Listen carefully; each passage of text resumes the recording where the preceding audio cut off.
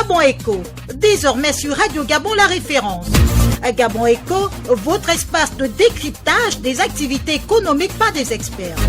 Gabon Echo, votre rendez-vous économique, c'est tous les jeudis à 10h05 sur les antennes de Radio Gabon La Référence avec Gérard Malécou, Fabien Guy, Onkevele.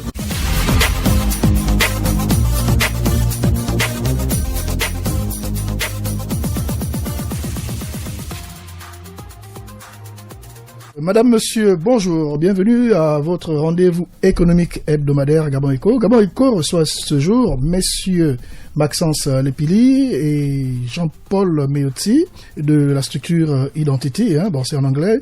Ils nous parleront de leur start-up qui évolue dans tout ce qui est solutions numériques. Ils nous diront en effet qu'est-ce qui les a motivés à opérer dans ce secteur d'activité assez pointu et comment ça se passe au quotidien, quelles sont les difficultés qu'ils rencontrent, notamment en cette période difficile de pandémie de la Covid-19.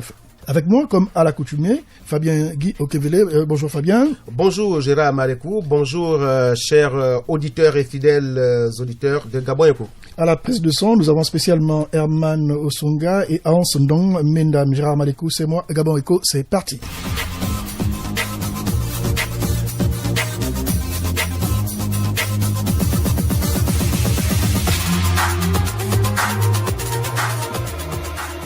Monsieur Lepili et monsieur Meotzi, bienvenue à votre émission. J'espère que vous vous sentez bien dans cette émission et dans notre cadre. Exactement, bonjour et bonjour à tous les auditeurs. Alors, tout de suite, Identity, pourquoi Identity et pourquoi en anglais? Déjà, Identity, comme vous l'avez précisé, c'est en anglais, mais en français, on parle d'identité. D'accord. À travers notre solution, nous avons voulu mettre en évidence tout ce qui est en rapport avec l'identité numérique d'un individu, d'où le choix d'appeler notre start-up Identity. Et qu'est-ce qui vous a motivé plutôt à évoluer dans le cadre de solutions numériques, sachant que il y a beaucoup d'autres domaines peut-être plus accessibles, et sachant que le domaine numérique quand même est limité. Vous savez que au niveau de l'intérieur du pays, par exemple, tous nos compatriotes n'ont pas encore accès à l'Internet. Il est vrai que on peut observer une certaine fracture au niveau de la couverture d'Internet sur le plan national, mais il n'en demeure pas moins que si vous voulez rester compétitif, peu importe le secteur dans lequel vous évoluez aujourd'hui, vous ne saurez vous soustraire d'embrasser tout ce qui tourne autour du numérique. Et d'ailleurs, même si vous avez regardé nos profils, vous verrez que aucun de nous à la base n'a d'abord une formation en rapport avec les NTIC. Mais comme il fallait s'adapter, le monde évolue, ça bouge à une vitesse où, si vous voulez, comme je disais à la base, vous voulez être compétitif, il est important de suivre. Donc c'est la raison pour laquelle nous nous sommes dit, quel que soit ce que nous ferons, il est primordial de toujours associer le numérique. Alors, depuis quand existez-vous? Et puis, pouvez-vous nous expliquer, parce qu'apparemment, c'est un groupe de jeunes Gabonais qui s'est associé. La petite histoire, comment ça a commencé? Identity, d'abord, au-delà de la solution, c'est une start-up qui regroupe en son sein plusieurs compétences. La rencontre s'est faite, on va dire c'est le hasard. Pour beaucoup d'entre nous, nous sommes rencontrés à l'étranger. Et les connexions se sont faites et nous avons essayé de réfléchir comment ensemble on pourrait faire des choses pour l'épanouissement économique de notre pays. La question est bien claire quand M. Malécou demande comment vous vous êtes organisé, comment est-ce que les Gabonais se sont réunis, parce que l'idée d'entreprendre au Gabon aujourd'hui est une difficulté. C'est pour ça qu'on veut un peu votre vécu par rapport aujourd'hui à ce que vous faites, parce que quand on voit Identity, c'est une start-up qui existe déjà, qui est déjà reconnue, qui a déjà les papiers. Alors comment est-ce que peut-être la structuration un peu de votre start-up? Il faut déjà souligner, Monsieur Lepili, il faut rappeler déjà que dans le domaine du numérique et des nouvelles technologies, le Gabon fait partie des pays les plus avancés au niveau de la sous-région Afrique centrale. L'idée pour nous de créer Identity allait un peu dans ce sens, vu que aujourd'hui les jeunes s'intéressent plus au numérique, aux nouvelles technologies. Il n'y a qu'à voir dans nos différents smartphones, les différentes applications que l'on utilise au quotidien, soit pour travailler, soit pour étudier, etc., etc. C'est pour nous faciliter un peu la vie. L'idée de la création de notre startup Identity part d'un fait plus ou moins triste. Identity a été créé à cause d'une jeune fille que l'on va nommer Randy pour ne pas donner son nom.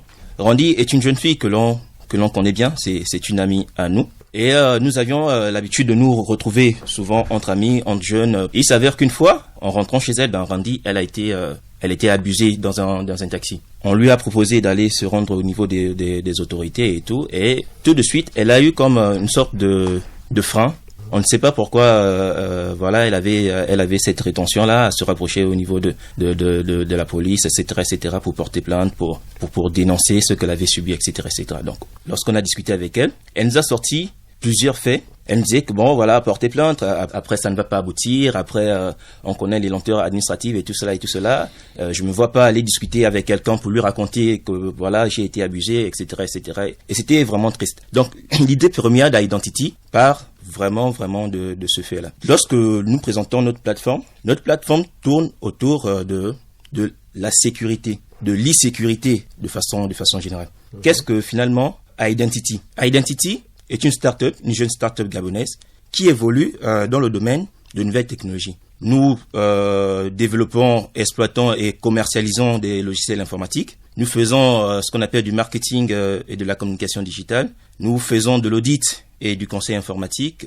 Nous faisons également de la gestion de projets numériques. Nous faisons également de la vente de matériel informatique et électronique. Vous comprenez que dans le cadre de nos activités, nous avons développé une solution numérique intitulée Identity Sécu. La solution Identity Sécu part du vécu de cette jeune fille-là. Qu'est-ce que Identity Sécu finalement? Identity Sécu, c'est une plateforme web et mobile de e-sécurité, de gestion de la mobilité des usagers. Elle permet aux usagers, aux individus, d'une part, d'émettre des requêtes, soit de plainte, d'avis de recherche ou de déclaration de perte. Elle permet également de faire des appels à témoins. Et dans un autre sens, cette application va permettre d'optimiser l'intervention de nos forces de sécurité et de défense lorsqu'ils doivent intervenir sur le terrain lors d'une alerte, par exemple, de danger ou en cas d'infraction. Pour être un peu plus clair dans ce que vous venez de dire sur Identity Sécu, ça veut tout simplement dire lorsque quelqu'un se plaint et qu'il n'arrive pas à aller auprès des autorités, vous allez amener à cette personne, vous allez l'aider à poursuivre. Exactement. Nous sommes beaucoup. Moi, le premier, parce que je ne connaissais même pas la procédure pour porter plainte, par exemple. Je ne savais pas à qui m'adresser, à quelle institution m'adresser lorsque je veux porter plainte, etc. Et c'est le fait de beaucoup de Gabonais. On est parfois confronté à des litiges, mais on ne sait pas vers qui se tourner. Voilà, on va dire faute de connaissances, etc. Donc, notre application va permettre de mettre en relation les usagers et nos forces de défense et de sécurité. Ça veut dire que vous avez déjà des connexions avec nos forces de défense et de sécurité? Disons qu'actuellement, nous sommes en discussion. Nous avons eu beaucoup de rendez-vous avec les hautes autorités de la police et du ministère de l'Intérieur, oui. Voilà, pour pouvoir s'accorder dans ce sens-là. Concrètement, notre application, elle permet de porter plainte depuis votre téléphone. Vous avez la possibilité d'émettre une requête de plainte. L'idée, c'est qu'elle soit retransmise dans le commissariat le plus proche de vous. Par exemple, vous habitez au niveau d'Awenge. Si vous faites face à un litige que vous voulez régler auprès de nos autorités, vous émettez une plainte dans votre téléphone. Celle-ci est directement redirigée, par exemple, au commissariat de Sogato. C'est dans le 5e arrondissement. Voilà, c'est très intéressant. C'est l'idée. On est confronté parfois à des documents que l'on perd. On sait tous que ce que c'est un véritable parcours du combattant que de refaire, par exemple, une carte d'identité. Aujourd'hui, quasiment, on n'a plus de carte d'identité si ce n'est des récépissés que l'on nous fait dans des commissariats, etc. Les solutions qui sont trouvées aujourd'hui, c'est vous allez dans un espace public et vous verrez qu'il y a des cartes d'individus, que l'on ne sait finalement pas s'ils vont les récupérer ou pas. Notre plateforme permet à un individu, si vous ramassez par exemple une carte, vous la filmez, vous la rentrez dans l'application, et vous, si c'est vous qui avez perdu votre carte d'identité, à travers soit votre nom, soit si vous maîtrisez votre numéro de carte, vous le renseignez dans l'application automatiquement. Si quelqu'un a retrouvé votre carte, vous pouvez facilement la retrouver. Nous sommes dans une démarche également avec certaines administrations, les mairies, les hôpitaux, pour pouvoir, même la police, pour pouvoir avoir la possibilité de de collecter ces documents pour pouvoir justement les renseigner dans notre application. Donc, on va prendre un cas pratique. On va essayer d'être pratique parce que vous savez, quand on est dans le domaine du numérique, ça peut paraître abstrait, surtout au niveau de la radio. X personnes perd son permis de conduire le 12 janvier 2021. Oui. Concrètement, il a son portable avec lui, son iPhone, il a son téléphone numérique avec lui. Qu'est-ce qu'il doit exercer? Qu'est-ce qu'il doit faire concrètement pour entrer en contact avec vous, pour bénéficier de vos services? Comment cela se passe concrètement? Peut-être monsieur Jean-Paul Meyosi. Je vais répondre à la question. Déjà, il faudrait qu'il ait dans son smartphone l'application. D'accord. Donc, première étape, déjà avoir l'application. Exactement. Il faudrait qu'il ait l'application. Parce que, en ayant l'application, c'est ce qui lui donne la possibilité de pouvoir effectuer sa recherche. Parce que ce serait difficile pour lui, puisque la plateforme, comme disait Maxence, est déjà là pour faciliter les différentes recherches qu'il pourrait aller dans le but de retrouver sa pièce d'identité. Donc, une fois vous avez la plateforme sur votre téléphone, vous renseignez soit le numéro de la CENI ou votre nom. Si la pièce a été enregistrée, parce qu'il est important de le préciser, c'est possible d'effectuer une recherche et vous ne la trouvez pas. Et comment avoir l'application, justement? L'application, elle est disponible sur Play Store. D'accord, bon, ok. Précisons aussi que pour le moment, la version sur Play Store, c'est celle qui nous permet d'effectuer les tests. Parce que nous, en amont, nous avons réfléchi, mais il est important également que ce que nous avons proposé comme solution corresponde de manière effective aux réalités locales. C'est la raison pour laquelle nous effectuons des tests et avec des retours des usagers, nous allons faire des amendements pour qu'enfin nous ayons un produit qui puisse effectivement répondre aux besoins des différents usagers. C'est une start-up, ça veut dire que nous mettons dans le cadre des jeunes entreprises, des petites et moyennes entreprises. Alors, vous travaillez au quotidien. Vous n'avez pas créé cette entreprise pour avoir des pertes ou travailler comme ça. Vous travaillez également pour avoir de l'argent. À ce niveau, l'application est là. Comment vous faites pour gagner de l'argent avec cette application? Maxence va peut-être compléter, mais déjà comme il disait, la start-up repose sur un modèle économique assez varié. Pour ne pas d'abord aller dans l'application en elle-même. La plateforme, la start-up a un modèle économique varié qui fait en sorte que nous avons des revenus qui nous viennent des différents gadgets que nous vendons, par exemple, tels que les ordinateurs portables, aussi des solutions telles que le développement des sites internet lorsque les gens en ont besoin. Maintenant, pour aller dans du moins si il va falloir parler du modèle économique même de l'application. Actuellement, vous dire que nous avons déjà défini un système propre, nous dirons non. Pourquoi? Parce que, comme je disais en amont, nous sommes d'abord en train de faire une sorte de collecte d'informations pour nous assurer que ce que nous proposons répondent effectivement aux besoins de population, d'où la phase test.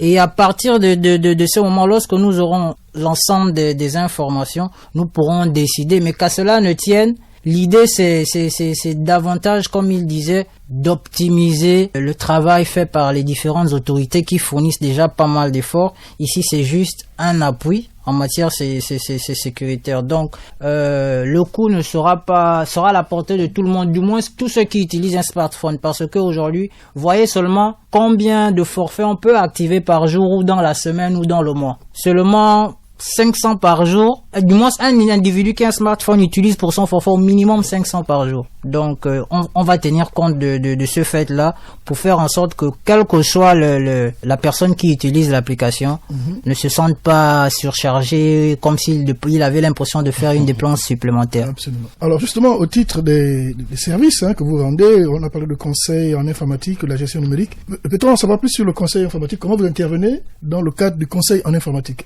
Vous intervenez sur des individus, sur des personnes morales ou des personnes physiques, ou les deux? On intervient sur les deux. D'accord. Nous avons au sein de nos équipes, pour notre plus grand bonheur, des experts dans le domaine, des experts certifiés même dans le domaine qui intervient soit pour des personnes morales, soit pour des individus. Ouais. D'accord.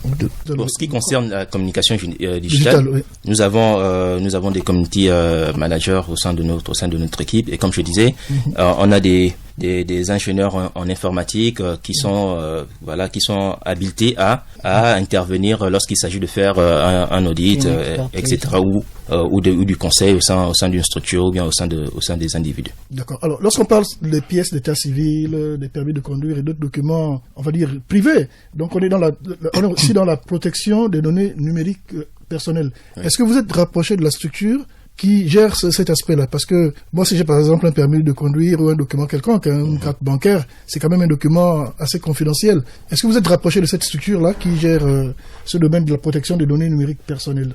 Justement, nous sommes en discussion pour avoir ces autorisations-là, en fait, parce que vous notez bien que ce sont, par exemple, une carte bancaire, ce sont des informations confidentielles, etc. Mais la question des données à caractère privé, c'est une question assez épineuse parce que dans les fonctionnalités de notre solution, il n'y a pas que la plainte, par exemple, il n'y a pas que l'avis et déclaration de perte, l'avis de recherche et déclaration de perte. Il y a aussi une fonctionnalité qu'on appelle taxi sécurisé. C'est-à-dire? Bon, je vais l'illustrer par un exemple concret. Imaginez-vous, il est par exemple tard et que vous raccompagnez un ami, une petite amie peut-être, un enfant, etc., prendre un taxi. Le réflexe que l'on a, c'est de dire, bon voilà, j'ai pris le numéro de portière. Nous, on a justement numériser cette façon de fonctionner, de sorte que lorsque vous raccompagnez quelqu'un, lorsqu'une personne monte dans un taxi, avec l'application, vous aurez la possibilité de soit scanner le numéro de portière ou rentrer simplement le numéro de plaque et vous aurez des informations en rapport avec le véhicule et l'individu qui conduit le véhicule. Des informations comme est-ce que le véhicule a des papiers à l'assurance à jour, est-ce qu'il a tous ses papiers à jour. Vous avez des informations sur l'identité de l'individu, s'il a un permis de conduire, etc. Et la personne qui monte a la possibilité de vous envoyer en temps réel son parcours jusqu'à ce qu'elle arrive à destination. Donc vous, à partir de votre téléphone, vous avez la possibilité de suivre le parcours de la personne que vous accompagnez pour voir si effectivement elle est arrivée à sa destination. Voilà.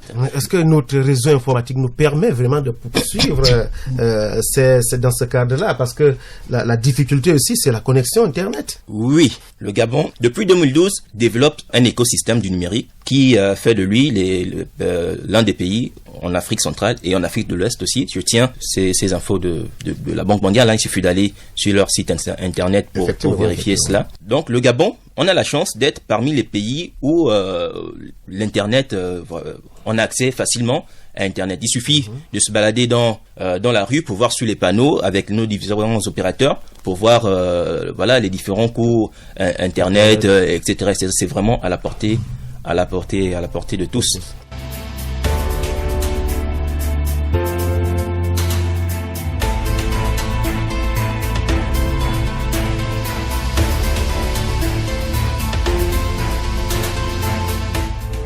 Madame, monsieur, juste vous rappeler que vous suivez Gabon Eco. Gabon Eco reçoit ce jour monsieur Maxence Lepili et monsieur Jean-Paul Meotsi de la structure Identity. Avec eux, enfin, nous allons parler, n'est-ce pas, des solutions numériques et de leurs différentes activités. Justement, messieurs, pouvez-vous nous parler des difficultés que vous rencontrez ou que vous avez rencontrées pendant la mise en place de votre structure? Aujourd'hui, dans l'exercice même de ce que vous faites. Ou dans l'exercice même de ce que vous faites, c'est-à-dire au quotidien, quels sont les problèmes particuliers que vous rencontrez dans l'exercice de vos activités?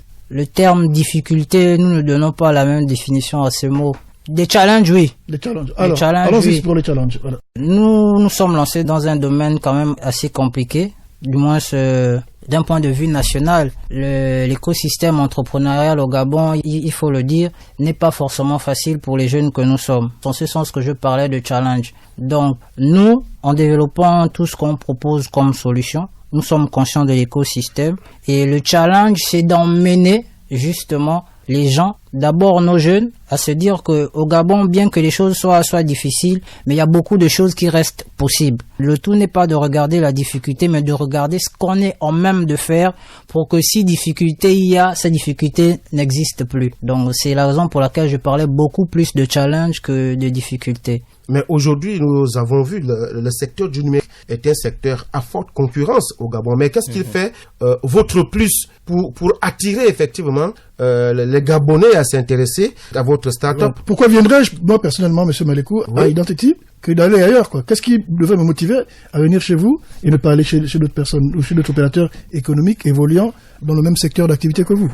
La concurrence, déjà, c'est quelque chose de bien. Ça permet de se bouger un peu, de réfléchir davantage. Maintenant, ce qui fera que vous venez chez nous et pas chez un autre, je dirais simplement que c'est à travers le service qu'on vous aurait rendu, la qualité de la prestation, que vous saurez si Identity, effectivement, est ce qu'elle dit. Mais nous vous assurons, et à travers les travaux que nous avons déjà réalisés, avec beaucoup de partenaires et pas les moindres, que le travail d'Identity est un travail bien fait. En général, dans ce genre de domaine, on parle en termes d'abonnés, si je ne me trompe pas. Voilà. Est-ce que vous pouvez nous parler du nombre d'abonnés que vous avez depuis la création de votre structure? La plateforme. Au niveau de la plateforme. Au niveau de la plateforme, comme on vous l'a dit. Notamment les visiteurs, hein, ceux qui viennent. Au niveau de la plateforme, comme on vous l'a dit, elle n'est pas encore rendue publique. D'accord. Ce qui fait qu'on ne pourrait pas vous parler du nombre de visiteurs. Par exemple. Et ce serait quand même, ce serait mentir en un mot. Mais qu'est-ce qui vous fait croire que le domaine dans lequel vous êtes est un domaine, on va pas dire d'avenir, mais est un domaine porteur et que vous pourrez vivre de ce que vous faites en ce moment? Mais il n'y a qu'à regarder seulement la crise que nous avons vécue et que nous continuons de subir. Aujourd'hui, il n'y a aucune entreprise, même si hier elle minimisait le numérique, qui n'essaie pas de s'arrimer. Vous avez vu, il y a beaucoup là récemment qui ont essayé justement de s'adapter à la télétravail. Parce qu'aujourd'hui, avec la manière dont la pandémie se répand, il est presque primordial de s'approprier tout ce que le numérique a comme valeur pour pouvoir travailler. Donc il y a pas mal d'entreprises aujourd'hui, même si elles avaient un effectif de 500 salariés, qui n'a plus besoin que les 500 soient présents au poste. Mais toutes ces choses-là sont possibles aujourd'hui grâce au numérique. Le numérique, c'est plus que l'avenir dorénavant. On est en plein pied là-dedans, c'est plus possible de faire sans le numérique. Est-ce que vous avez une vision, vous n'avez qu'une vision nationale, ou est-ce que vous avez une vision, parce que quand on parle du marché de la CEMAC, c'est au niveau de la sous-région, est-ce que vous avez l'ambition de toucher aussi des personnes vivant au niveau de la sous-région, ou bien est-ce que vous avez focalisé votre marché sur le plan local simplement? Il faut le dire que nous avons l'ambition de toucher le marché international, panafricain, national dans un premier temps, mais panafricain dans un second temps. Ce qui est bien, c'est que notre solution peut se calquer à différents pays en fait. Vous avez des modèles de start-up qui ont vraiment émergé, qui ont réussi et qui vous servent vraiment, qui vous boostent, qui vous encouragent à aller de l'avant? On a un modèle. Mais Scientia est une start-up gabonaise qui excelle en Côte d'Ivoire, par exemple. Voilà. Et c'est quelqu'un que l'on admire beaucoup, que l'on suit beaucoup. On a assisté à plusieurs de ces formations et voilà. D'accord, justement, c'est l'aspect que j'allais prendre. Est-ce que vous avez aussi prévu un aspect lié à la formation, qui est un aspect qui permet aussi, n'est-ce pas, de faire évoluer, n'est-ce pas, votre environnement commercial? L'idée, c'est pas de rendre le client dépendant. Voilà. Aujourd'hui, c'est là où nous voulons. Voilà. Aujourd'hui, si par exemple vous nous sollicitez pour développer un site internet, exemple, nous allons le développer, mais on ne sera pas là, par exemple, tous les jours à moins que vous ayez suffisamment d'argent pour assurer cette maintenance. Mais l'idée pour nous, non seulement on vous propose la solution, mais on met derrière un package, donc une formation qui à la longue vous rendra autonome. On peut avoir les prix, une idée des prix, de comment ça fonctionne à peu près? C'est fonction du cahier de charge. Mais certainement, comme vous l'avez dit dès le départ, c'est-à-dire que vous n'allez pas mettre les mêmes prix pour des personnes physiques que pour des personnes morales. Ce n'est pas forcément la même chose. Non. Donc, en d'autres termes, en fait, c'est des prix qui sont accessibles à toutes les bourses, va-t-on dire? Oui. Exactement. Mais c'est comme Monsieur Méloti vous disait, que c'est en fait en fonction du cahier de charge. Tout dépend de ce que vous demandez comme travail à fournir. D'accord. Voilà. Vous parlez aussi, entre autres, dans le cadre de vos activités, de la vente d'un certain nombre d'accessoires informatiques. Est-ce qu'on peut en savoir plus par rapport à cet aspect de vos activités? Au début de l'année dernière, on a fait face à un phénomène, je vais dire présumé, d'enlèvement. Je dis présumé parce que les autorités n'ont eu de retour que d'un seul cas.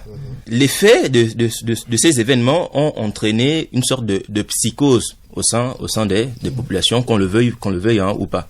Finalement, on a peur tous de prendre un taxi, on a peur tous de laisser son enfant aller à l'école tout seul, etc., etc. Bon, nous on a pensé à cela en développant un track. Vous parlez d'accessoires. On est en train de travailler sur un accessoire justement informatique qui permet de traquer soit un enfant, soit un document, soit une voiture. Mais quand on parle de tracking, en général, il faut déjà avoir, comment on va dire, un système GPS assez performant. Ou bien vous allez utiliser un autre système.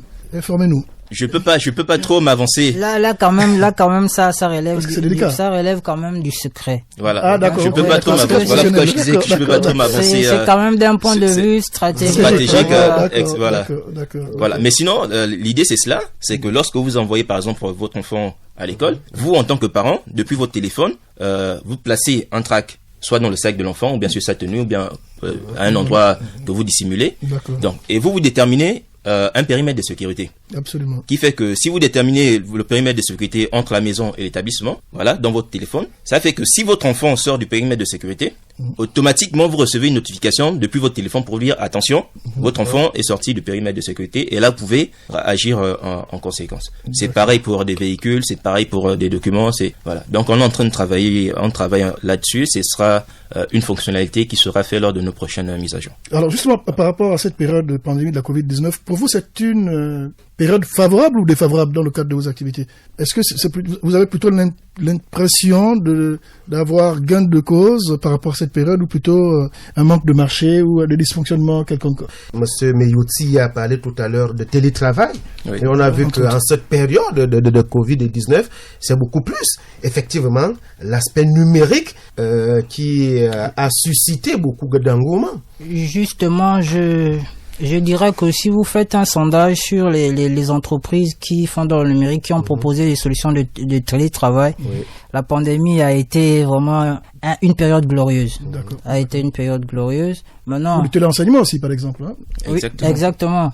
Maintenant, s'agissant de nous, la pandémie, je sais pas s'il faut dire en termes de ralentissement, parce qu'il va falloir quand même souligner que la mobilité était réduite. Absolument. Ce qui fait que, voilà, le temps de travail aussi réduit. On ne pouvait plus tous se retrouver. Et ça a forcément eu un impact, mais pas au point de nous handicaper, en tout cas. D'accord. Identity, votre start-up n'est pas connu, parce qu'en arrivant ici, c'est une manière de faire découvrir votre start-up. Alors, en dehors de notre espace de communication, comment faites-vous pour être reconnu? Vous n'avez pas tort, dans la mesure où les preuves ne sont pas encore, du moins nous n'avons pas une part de marché pour déjà dire que voilà, nous avons une certaine notoriété, mais nous travaillons là-dessus. Si vous voyez aujourd'hui, par exemple, la majorité des concours, par exemple, de start-up qui sont organisés dans le numérique, Identity fait ses preuves. Identity est parmi ces start-up-là, dites start-up d'avenir. Alors, si, comme vous étiez en train de dire, passez à votre émission, bien entendu, c'est pour de la communication, c'est pour que davantage toute personne qui pourrait être intéressée à ce que nous proposons comme service n'hésite pas à nous solliciter. Et bien entendu, ça prête à du moins s'intègre que d'ici très peu de jours, il y a une solution que normalement tout citoyen normal, parce que la sécurité c'est quelque chose qu'on ne calcule pas. On ne sait jamais quand le danger va nous arriver. D'où il est important de prévenir, et une meilleure façon de prévenir aujourd'hui sa sécurité, c'est d'avoir identité sécure au sein de son téléphone. Au cours de nos derniers numéros, nous avons fait passer une émission à Gabon Eco sur un concours organisé par le ministère de la Communication et avec la collaboration de la Banque mondiale, un projet e-Gabon qui a proposé des startups à participer à un concours sur e-santé. Est-ce que vous avez postulé à ce concours? Effectivement, on a postulé à ce concours et on allait jusqu'au dernier carré. C'est au dernier carré que... Justement, on a participé à ce concours. Et bon, faut remarquer également que ce concours est très compétitif. Hein. Donc, nous sommes arrivés jusqu'au dernier carré et malheureusement, ou bien heureusement pour nous, parce que ce fut quand même une expérience enrichissante. Voilà, mais nous n'avons pas été retenus pour la dernière phase. Voilà, et préciser aussi que le concours était plus ou moins orienté. Orienté, oui. Voilà, vers tout ce qui avait applications de santé. Ce qui n'est pas forcément votre domaine d'activité. Ah, mais c'est pas mal.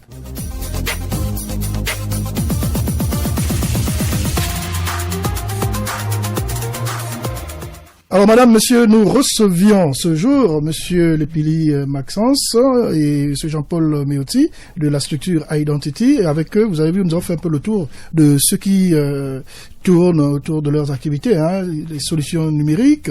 Merci de nous avoir suivis. Avec moi, j'avais Fabien Guy Okevele, à la prise de son, Herman Osunga et Hans Ndong Mendam. Gérard Malikou, c'est moi. Ne quittez pas surtout votre confort d'écoute. Mais nous voulons quand même particulièrement remercier, pourquoi pas féliciter, n'est-ce pas, nos amis de Radio Makoko qui ont repris les activités il n'y a pas longtemps. Salut nos amis de Gamba, Fougamou et Digela. Merci de nous avoir suivis. Mais surtout, n'oubliez pas les gestes barrières. À très bientôt.